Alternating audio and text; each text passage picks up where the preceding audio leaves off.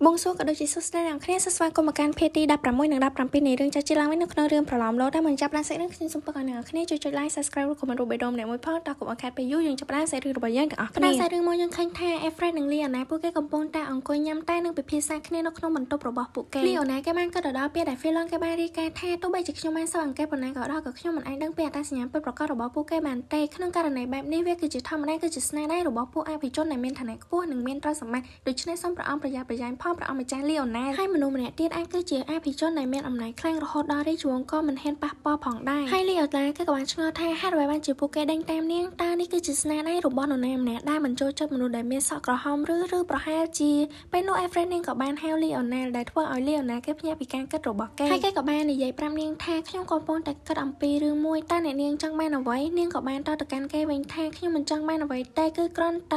ខ្ញុំគ្រាន់តែឆ្ងល់ថាតើមានអ្វីផ្លាស់ប្ដូរទេចាប់តាំងពីលោកបានរៀបការមកគេក៏បានតបថាមានហើយខ្ញុំលែងទៅពិធីជប់លៀងហើយខ្ញុំក៏លែងមានមនុស្សស្រីនៅជុំវិញខ្លួនទៀតហើយនាងក៏បានភ្ញាក់ផ្អើលថាអូហើយ Leona គេក៏បានបន្តនិយាយទៀតថាអរគុណដល់រឿងនេះខ្ញុំឥឡូវអាចនិយាយជាមួយមនុស្សដែលធម្មតាខ្ញុំមិនអាចនិយាយជាមួយបាននាងក៏បាននិយាយថាវាល្អសម្រាប់លោកហើយអញ្ចឹងហើយនាងក៏បានបន្តនិយាយទៀតថាអូជិតដល់ម៉ោងអាហារថ្ងៃត្រង់ហើយគេក៏បាននិយាយថាមានហើយរួចនាងក៏បំរុងងើចេញទៅពេលនោះគេក៏បានមកចិត្តនាងហើយនិយាយថាខ្ញុំចង់និយាយគ្នាបន្តិចបន្ទាប់ពីយើងញ៉ាំអាហាររួចតើបានទេនាងក៏ឆ្ងល់តែនាងក៏បានឆ្លើយយកព្រមទៅកាន់គេនាងបានគិតនៅក្នុងចិត្តថាខ្ញុំនឹងថាគាត់និយាយអំពីអ្វីទេប៉ុន្តែគាត់មើលទៅគួរឲ្យខ្លាចណាស់ពេលមកដល់តុអាហារនាងរំភើបចិត្តនិងសប្បាយចិត្តជាខ្លាំងនៅពេលដែលឃើញអាហារដែលឈ្ងុយឆ្ងាញ់ជាច្រើននៅលើតុនាងបាននិយាយទាំងទឹកមុខរីករាយទៅកាន់អ្នកបម្រើថាថ្ងៃនេះវាមើលទៅគួរឲ្យឆ្ងាញ់ខ្លាំងណាស់អរគុណហើយណាសម្រាប់អាហារដ៏ឈ្ងុយឆ្ងាញ់ទាំងអស់នេះពេលលើ Efred នាងនិយាយបែបនេះអ្នកបម្រើនាងក៏បានតតាំងសប្បាយចិត្តថាអរគុណសម្រាប់ការចូលចិត្តរបស់អ្នកនាងហើយ Leona គេក៏បាននិយាយឡើងថាតោះញ៉ាំឲ្យលឿនទៅនាងក៏បានយកព្រមនៅពេលដែលនាងបានដាក់សាច់មួយដុំចូលទៅក្នុងមាត់របស់នា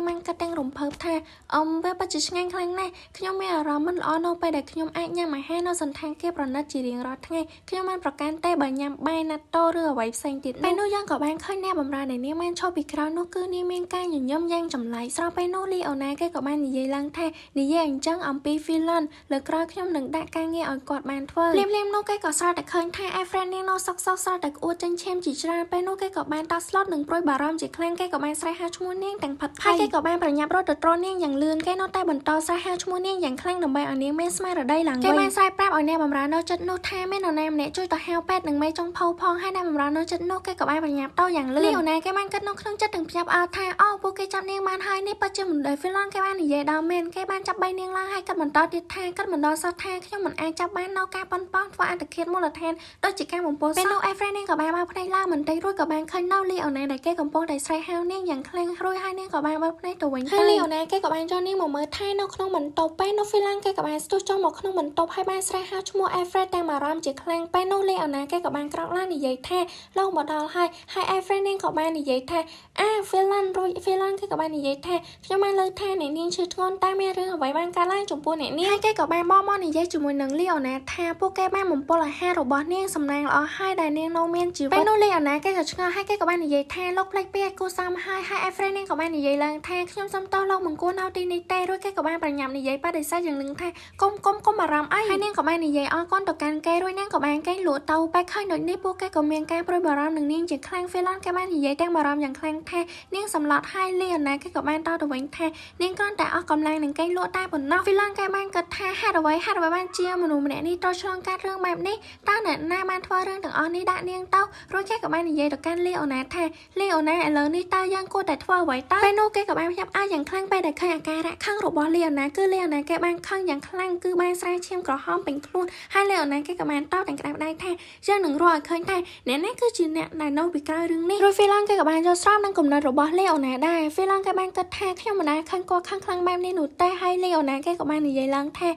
ាវាពិតជាមនុស្សដែលលោកបាននិយាយពីមុនមែនយើងពិតជានឹងរកឲ្យឃើញថាអ្នកណាគឺជាអ្នកដែលនៅពីក្រោយរឿងទាំងអស់នេះ Felon ខ្ញុំចង់ឲ្យលោករកឲ្យឃើញថាអ្នកណាបានបំពុលនេះតើលោកអាចធ្វើវាបានទេរួច Felon គេក៏បានតបយ៉ាងម៉ឺងម៉ាត់ថាប្រកាសណាស់ហើយគេក៏បានអួតខ្លួនឯងទៅថាកុំមើងងាយអ្នករាយការណ៍ព័ត៌មានពីមុនម្នាក់នេះតើលោកមានបានលឺឬអត់មានហើយខ្ញុំបានលឺថាអាហាររបស់អ្នកនាង Efred គឺត្រូវបានគេបំពុលហើយអ្នកបម្រើស្រីម្នាក់នោះនាងក៏បាននិយាយបន្តទៀតថាវាអាក្រក់ណាស់មែនទេតើអ្នកណាទៅដែលបំពុលអ្នកនាង Efred ខ្ញុំបានលឺថាមេចុងភៅត្រូវបានគេយកទៅបាត់ហើយតើវាគឺជារឿងដែលបានកើតឡើងមែនទេមិនអាចទេមេចុងភៅចិត្តល្អបែបនោះតើអាចធ្វើរឿងនេះបានដោយរបៀបណាពេល នោះយើងក៏បានឃើញថាអ្នកបម្រើដែលគួរឲ្យសង្ស័យនោះនាងក៏បានមកលើអ្នកទាំងពីរនិយាយគ្នារួចនាងក៏បានបន្តស្ដាប់ពួកគេនិយាយបន្តទៀតពួកគេបាននិយាយបន្តទៀតថាខ្ញុំគិតថាពួកគេគ្រាន់តែខត់កត់ទុកសិនតែប៉ុណ្ណោះនឹងស្វែងរកការពិតថាតើមានរឿងអ្វីបានកើតឡើងឲ្យពិតប្រាកដរួចអ្នកបម្រើម្នាក់ទៀតគេក៏បាននិយាយទៀតថាខ្ញុំក៏សង្ឃឹមអញ្ចឹងដែរពេលនោះអ្នកបម្រើនោះនាងក៏បានមកយកចាប់ជីកមួយរួចហើយនាងក៏បានយកចាប់ជីកនោះទៅជីកដីទាំងយប់នៅឯក្រោយផ្ទះហើយនាងក៏បានដកយក10ថ្នាំអ្វីម្យ៉ាងចេញពីហោប៉ារបស់នាងចេញមកបំរុងនឹងយកវេទទៅកប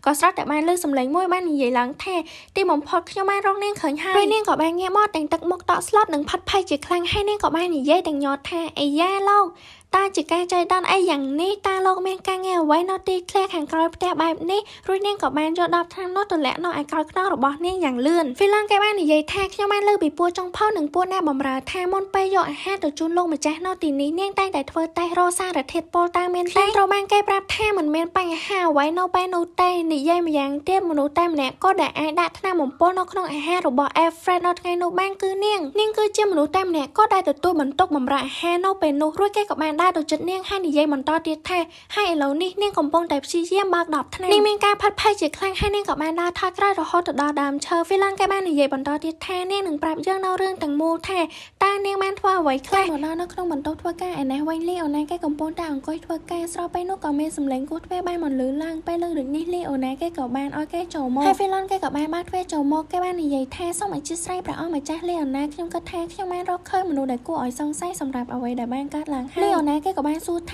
ាពិតមែនឬហ្វីឡនគេក៏បានបន្តនិយាយទៀតថាយើងបានឃុំខ្លួននាងនៅក្នុងឯបន្ទប់មួយទៀតតើទ្រង់អាចមកជាមួយនឹងខ្ញុំបានទេហ្វីឡនគេក៏បានប្រាប់លីអូណាថាអ្នកបម្រើនេះគឺជាអ្នកដែលតែមកធ្វើការនៅទីនេះថ្មីនេះពេលឃើញអ្នកទាំងពីរមកទីនេះនាងក៏បានស្រែកយ៉ាងខ្លាំងថាឈប់លេងសើចទៅនាំខ្ញុំចេញពីទីនេះទៅហើយលីអូណាគេក៏បាននិយាយថាហ្វីឡនតើលោកមានផតតែងទេថាស្ត្រីម្នាក់នេះគឺជាអ្នកធ្វើរួចហ្វីឡនគេក៏បានប្រកល់10ថ្នាំនោះទៅឲ្យលីអូណាគេបានហ្វីឡនគេបាននិយាយថាបាទវាគឺជាថ្នាំញៀនដែលតែខ្លាយជាការពេញនិយមនៅក្នុងសង្កាត់អាណាធិបតេយ្យថ្មីនេះប្រសិនបើយើងញ៉ាំវានៅក្នុងបរិមាណតិចតួចវាអាចនឹងក្លាយជាថ្នាំព្យាបាលប៉ុន្តែប្រសិនបើយើងញ៉ាំវានៅក្នុងបរិមាណច្រើនវាអាចបណ្ដាលឲ្យយើងមានប្រតិកម្មយ៉ាងធ្ងន់ធ្ងរដូចជាការពោះនិងក្អួតចេញឈាមជាដើមហើយលីអូណាគេក៏បាននិយាយឡើងថាខ្ញុំយល់ហើយនោះគឺដូចគ្នាទៅនឹងរោគសញ្ញារបស់នាងណាស់មែនទេរួចហ្វីឡនគេក៏បាននិយាយថាខ្ញុំបានឃើញនាងព្យាយាមបោះចោលរបស់នេះពេលលើដូចនេះលីអូណាគេក៏បានសួរទៅកាន់នាងថាតើនេះគឺជាទង្វើដោយចេតនាដោយខ្លួនឯងរបស់នាងមែនទេនាងក៏បានតតាំងញញឹមនិងមិនខ្លាចថាខ្ញុំមិនឆ្លើយនោះទេរួចលីអូណាគេក៏បាននិយាយបណ្ដានឹងបានយកដៃឈោងចាប់យកដាវបណ្ដាថាខ្ញុំយល់ហើយអញ្ចឹងនោះគឺជារឿងដែលមានបញ្ហាហើយគេក៏បាននិយាយទាំងទឹកមុខដែលគួរឲ្យខ្លាចបន្តទៀតថានាងនឹងមិនអាចចេញពីទីនេះបានទេរហូតតតែនាងបានប្រាប់នៅរឿងទាំងអស់ដោយមិនរំលងសេចក្តីលំអិតណាមួយឡើយបែរខាងគេគួរឲ្យខ្លាចបែបនេះនាងក៏បានចាប់ដើមភ័យលីអូណាគេបាននិយាយបន្តទៀតថាយើងនៅមានពេលរហូតដល់ព្រឹកព្រលឹមឥឡូវនេះប្រាប់ខ្ញុំនៅរឿងទាំងមូលឲ្យបានល្អិតអស់រួចគេក៏បានយកដាវនោះទៅគំរាមនៅឯករបស់នាងពេលដែលដាវនោះនឹងកបែបនេះនាងក៏មានការផាត់ភ័យជាខ្លាំងហើយនាងក៏បានចាប់ដើមឆ្លើយទាំងរដារំដុំថាខ្ញុំត្រូវបានគេបញ្ជាដោយមនុស្សម្នាក់គឺ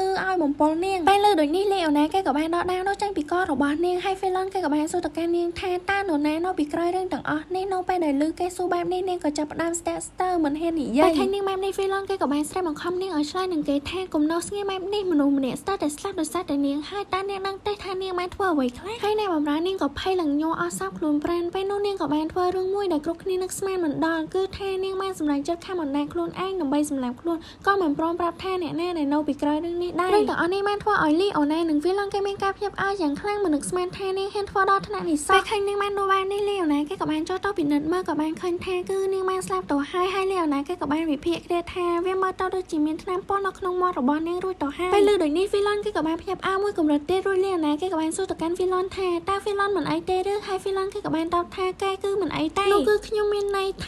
រួចលីអូណាគេក៏បានលួងលោមវីឡុងថាស្ងប់ចិត្តវីឡុងនោះមិនមែនជាកំហុសរបស់ឯងទេម៉ែខ្លាំងដែលបានជំរុញនាងឲ្យដល់កម្រិតនេះគឺជាអ្នកដែលត្រូវស្ដីបន្ទោសតើឯងយល់ទេរួចវីឡុងគេក៏បានតបថាយល់ហើយព្រះអង្គម្ចាស់ហើយគេក៏បានបន្តនិយាយទៀតថាខ្ញុំសុំទោសខ្ញុំគ្រាន់តែខ្វល់ចិត្តបន្តិចតែប៉ុណ្ណោះរួចលីអូណាគេក៏បានតបទៅកាន់វីឡុងវិញថាវាមិនគួរឲ្យភ្ញាក់ផ្អើលនោះទេនោះដោយសារតែមានស្ត្រីម្នាក់ដែលតែធ្វើអត្តឃាតនៅចំពោះមុខឯងសម្រាប់ឥឡូវនេះហៅមេអ្នកបម្រើមកយើងនឹងសម្អាតនៅកន្លែងនេះហើយហ្វីឡុងគេក៏បានទៅហៅមេអ្នកបម្រើឲ្យមកសម្អាតនៅទីនេះថ្មីបានមកដល់អេហ្វ្រេននេះ ខ្ញុំបានសួរទៅកាន់លីអូណែលថាខ្ញុំបានដឹងហើយដូច្នេះតើមានអ្វីបានកើតឡើងហើយលីអូណែលគេក៏បាននិយាយថាឲ្យខ្ញុំសុំទោសខ្ញុំបានបាត់តម្រុយហើយនាងក៏បាននិយាយទៅកាន់គេវិញថាកុំសុំទោសអីដូចខ្ញុំនិយាយអញ្ចឹងមេខ្លោងតែដែលជាអ្នកខុសហើយនាងក៏បានគិតថាទោះបីជាយ៉ាងណាក៏ដោយខ្ញុំគិតថាខ្ញុំអាចគេចផុតពីសេចក្តីស្លាប់ដោយរៀបការជាមួយនឹងលីអូណែលខ្ញុំមិនដឹងទេថាវានឹងឈានដល់ចំណុចនេះតើនេះមានន័យថាផ្លូវស្លាប់មិនអាចគេចវាបានទោះក្នុងកលៈទេសៈណាក៏ដោយឬពេលនោះលីអូណែលគេក៏បានមកទៅកាន់នាងរួចហើយក៏បានហៅឈ្មោះនាងឡើងថាអេហ្វ្រេតហើយគេក៏ស្រាប់តែលុតចង្គង់ចុះនៅចំពោះមុខនាងដែលធ្វើឲ្យនាងមានការឆ្ងល់នឹងគេជាខ្លាំង